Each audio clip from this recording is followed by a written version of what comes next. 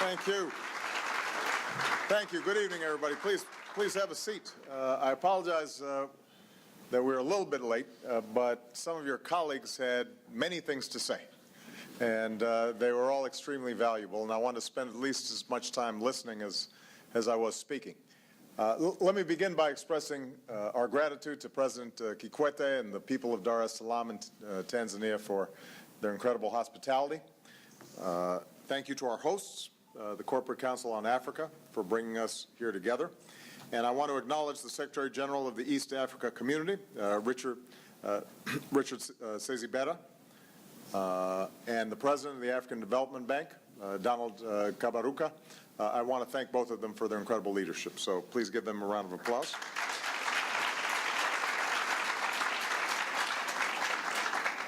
And I want to welcome all of you who've come from across the region: Kenya, Uganda, Rwanda, Burundi, and beyond, including the United States. I'm pleased to be joined by leaders from across my administration, including my new U.S. Trade Representative, Mike Froman. Mike, where are you? Stand up so everybody knows,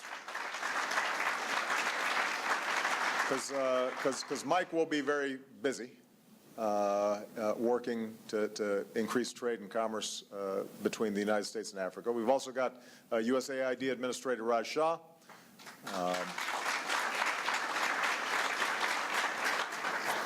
We've got a son of Ethiopia who achieved great success in America and now leads our Millennium Challenge Corporation, Daniel Yohannes. And President of the Export-Import Bank, Fred Hochberg. Director of U.S. Trade and Development Agency, Lee Zack. And our Executive Vice President of OPEC, Mimi Ali-Meyer. Now, we just had an opportunity to have a terrific conversation with some of you about what we can be doing together to promote investment between our countries and economic growth here in Africa. And that's what I want to just speak on briefly today. This is my final leg of my visit to Africa. And at every stop, one of my main messages has been that even as this continent faces great challenges, there's also a moment of great promise for Africa. And it's a tribute to the extraordinary drive and talents and determination of Africans all across the continent. So yesterday in Cape Town, I said that I believe this creates opportunities for a new kind of relationship between the United States and Africa, a partnership rooted in equality and shared interests. And it starts by building on the progress that we're seeing and empowering Africans to access even greater economic opportunity. And that's a worthy goal in its own right, but I'm also here because in a global economy, our fortunes are linked like never before. So more growth and opportunity in Africa can mean more growth and opportunity in the United States. And this is not charity. This is self-interest. And that's why a key element of my engagement with Africa and a key focus during this trip has been to promote trade and investment that can create jobs on both sides of the Atlantic. And I believe we can accomplish that because we've got an enormous opportunity to unleash the next era of African growth. And many of you know it better than I because you're at the forefront of it. So Africa is home to many of the world's fastest growing economies. Sectors like retail, telecom, and manufacturing are gaining speed. And here in East Africa, over a decade, the region's economy quadrupled. The world's investing in Africa like never before. In fact, we're close to reaching a historic milestone where foreign aid to Africa is surpassed by foreign investment in Africa. And that's great news. And that growth is changing lives. Poverty rates are coming down. Incomes are going up. More Africans are joining a growing middle class. African consumers are spending more and creating new markets where we can all sell our goods. So I see Africa as the world's next major economic success story. And the United States wants to be a partner in that success. That's why OPEC has tripled its investments in Africa, from hospitals in Ghana to biomass power generation right here in Tanzania. We launched a campaign to encourage more American companies to do business here. And we've increased the value of our financing and support for trade and investment dramatically to more than $7 billion. We've seen progress. Over the past decade, under the African Growth and Opportunity Act, African exports to the U.S. have surged and support jobs across the continent. Our exports to Africa have tripled, with Caterpillar, for example, from my home state of Illinois, selling mining trucks to Mozambique. Boeing's selling airplanes to Kenya, Kenyan Airways. America made solar-powered water treatment systems sold in Senegal and Cameroon. They're supporting jobs back in Pennsylvania.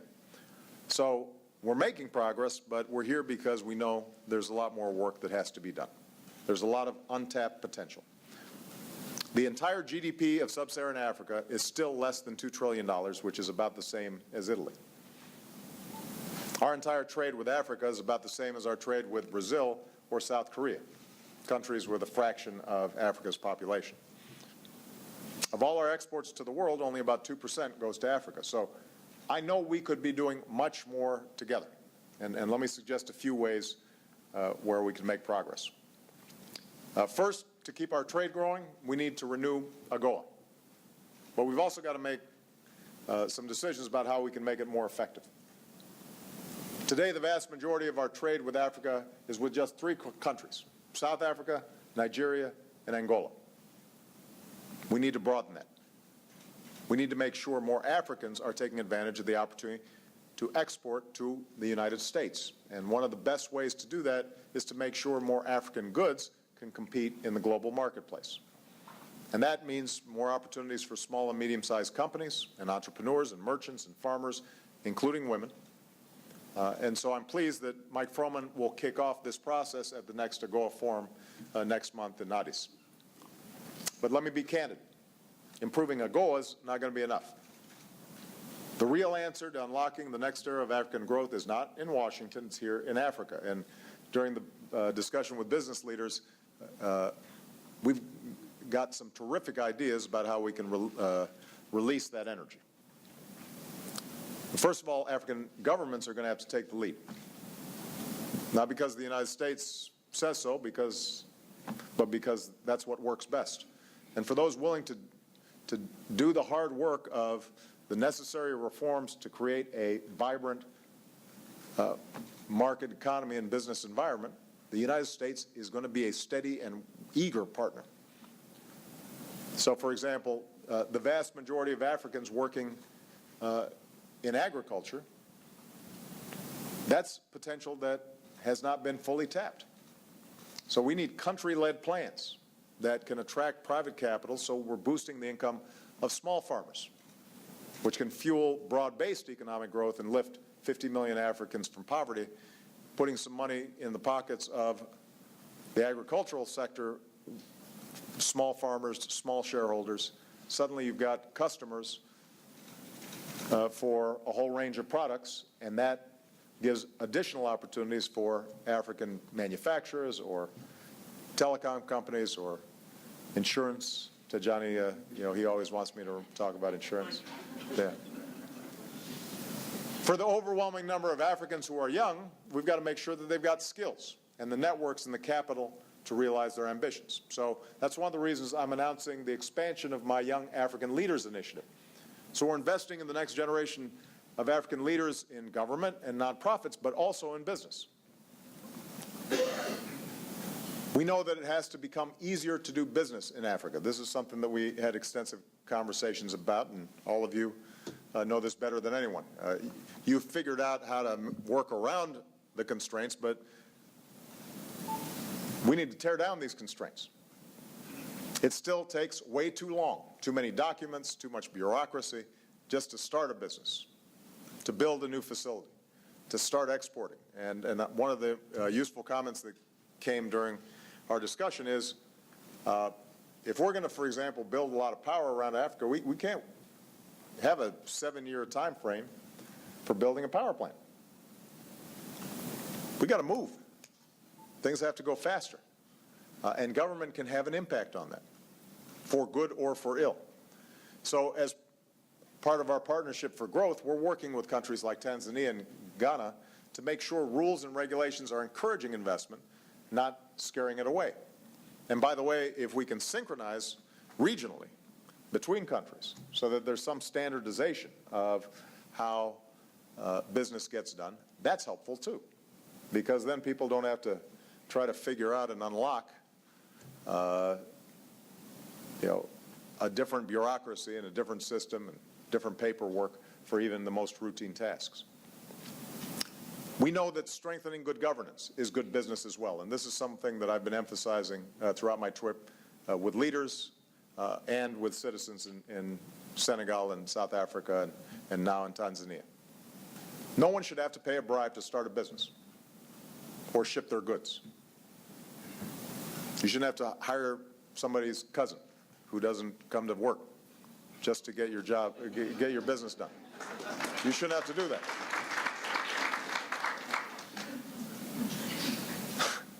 So as part of our global effort against corruption, we're working with countries across Africa to improve governance, advance open government, uphold the rule of law, because trade will flow where rules are predictable and investment is protected.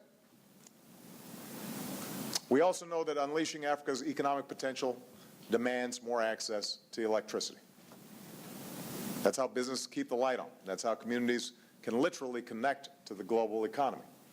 And more than 2/3 of the people in sub-Saharan Africa have no access to electricity, even as Africa's potential to produce energy is vast. And that's unacceptable in 2013. So that's why yesterday I announced Power Africa, our initiative to double access to electricity in sub-Saharan Africa. And I want to thank the African Development Bank for its partnership, as well as many companies that have stepped up with commitments, including some here. And I have to say, those who are involved in this process, they continually tell us the problem is not going to be private sector financing. The problem is going to be getting the rules right, creating the framework whereby we can build to scale rapidly. That's what we're committed to doing. We're starting with countries that are making progress already with reforms in the energy sector.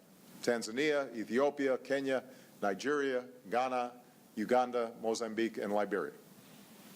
And with a focus on cleaner energy, we will initially add 10,000 megawatts of new electricity generation, which expands electricity to 20 million homes and businesses. We also know that many of the greatest opportunities for growth are often in markets right next door, right across the border. But if it's easier for you to sell to Europe than it is to the folks right next door, we've got a problem. That's a constraint on African development and growth. So here in East Africa, by reducing tariffs and pursuing a customs union, you've already doubled trade between your countries in recent years. But we've got to keep working. It should not take longer to ship products between African countries than it does to ship to Europe. A company like Ford shouldn't have to transport cars to Kenya from South Africa by airplane because it's so expensive or unreliable to do it by road or by rail.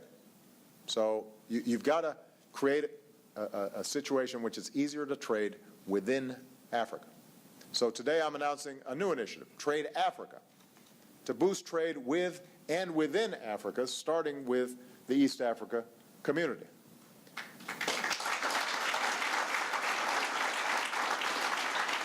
And as part of this effort, we'll negotiate a regional investment treaty with the EAC. We'll launch a new program to facilitate trade by focusing on moving goods across borders faster and cheaper. We'll work with the countries involved to modernize customs, move to single, more efficient border crossings, reduce bottlenecks, reduce the roadblocks that stymie the flow of goods to market. And we're focused on specific goals. So moving goods faster between ports like Dar es Salaam and Mombasa to Burundi and Rwanda in the interior. Or reducing the wait times that truckers endure at the border.